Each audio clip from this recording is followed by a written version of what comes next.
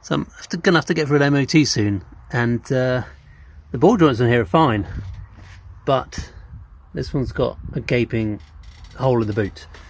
So I really don't want to have to go through the rigmarole of trying to get this track rod off here, and the same for the other two as well. I really just want to replace the boot, which is what the failure is. And there's no play in this, and it's smooth underneath. So, Brit Part to the rescue. You can buy the boots, and they're polyurethane. You can also get them through Gwyn Lewis, but these are branded polyboots.com. And then you can also buy the clip that goes around the top. You don't get a clip that goes around the narrow end down the bottom here. So what you can buy for the bottom is snap rings, and these are 24mm snap rings, just to give it a bit of structure down the bottom.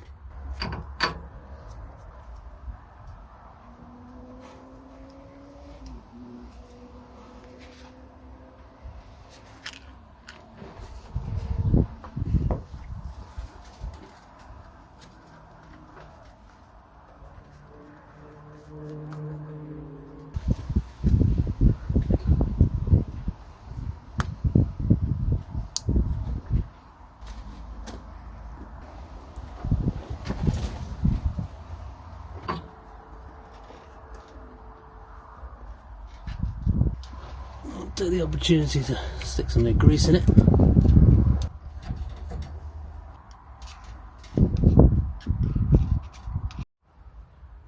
Put the snap ring around the toe end.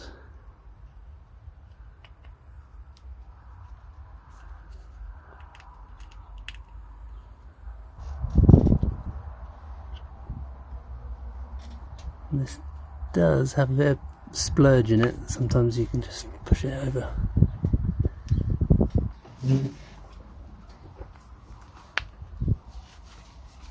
There we go. Top ring's a bit weird. It looks like it's supposed to hook in together, but it's not actually designed that way.